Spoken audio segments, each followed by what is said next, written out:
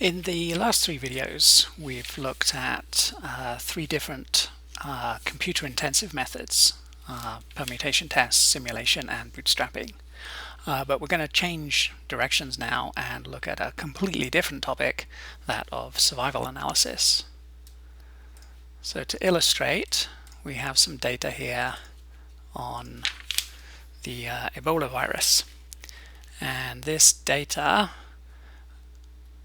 is for 53 individuals, and the variable time refers to the number of days since the subject was admitted to medical care, and then the outcome, if there's a 1 recorded, it means that that subject died at that time, but if it's a 0, then all we know is that that subject, so for example subject number 4, survived up until the time period, so up until 0.7 days for this individual, but we don't know whether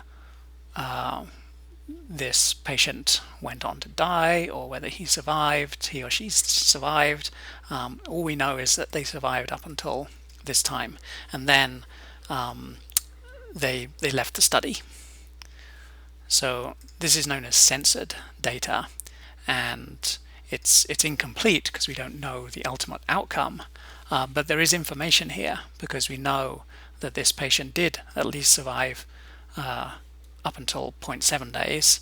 If we go down all the way kind of to the end, we see that all these individuals at the end, they all survived right up to 28 days. So presumably this was a study that lasted 28 days, and so all of these particular patients survived, and maybe some of these went on to die later, but we don't know. All we know is that they survived for 28 days, 4 weeks.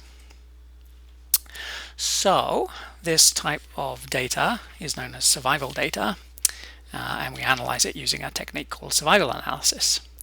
So we're going to use functions that are in the survival package. So we need to make sure that that's been installed and loaded, and then we can use this serve function to convert the data into a format that we can then use in the survival package.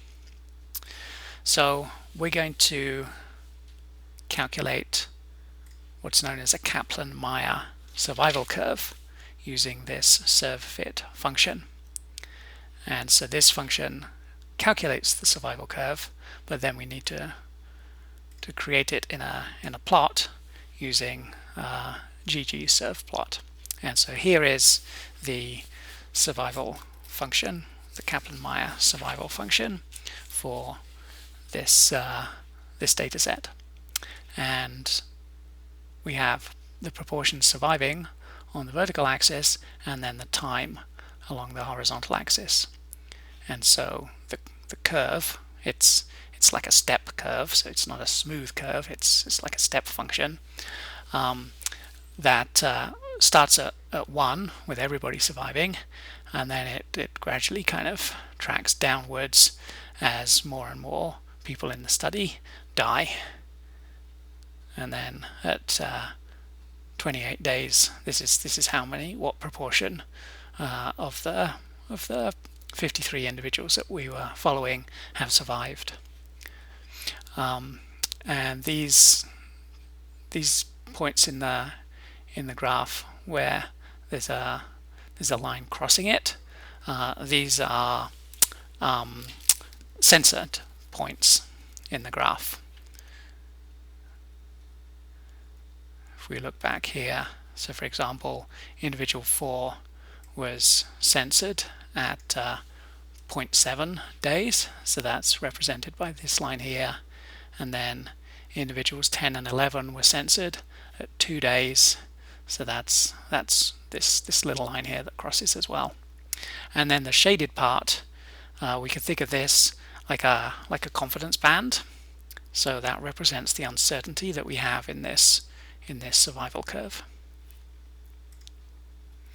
So it can be helpful if you're wanting to have a deeper understanding of how this survival curve is calculated, to run through some example calculations. And so that's what all of this code is here.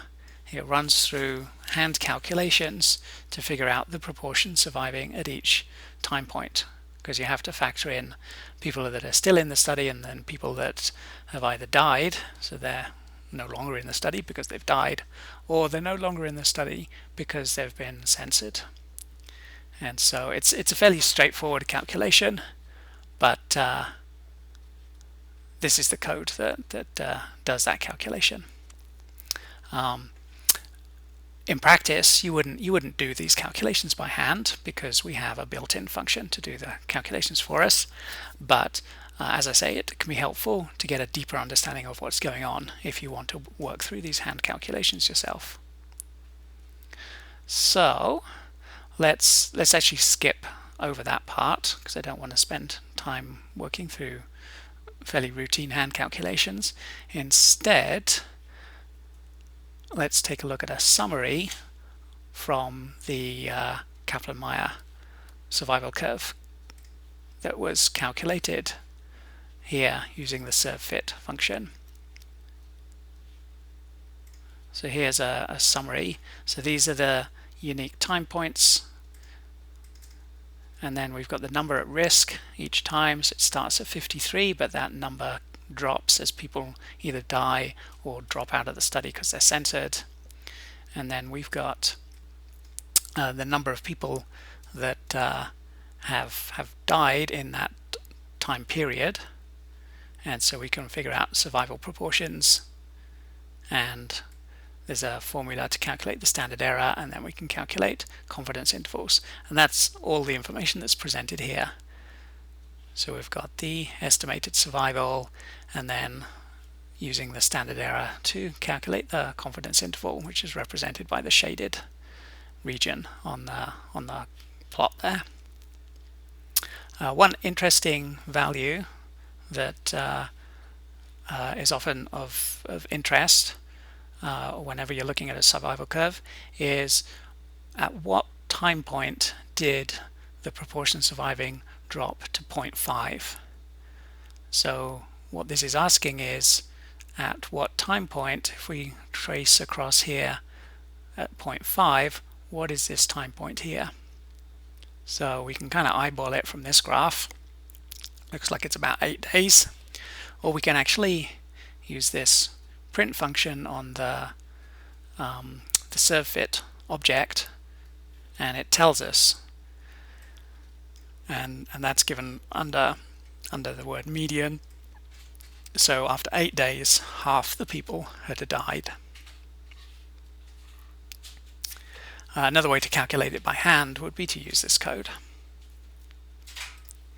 So that's an introduction into survival analysis when we're just looking at a single survival curve.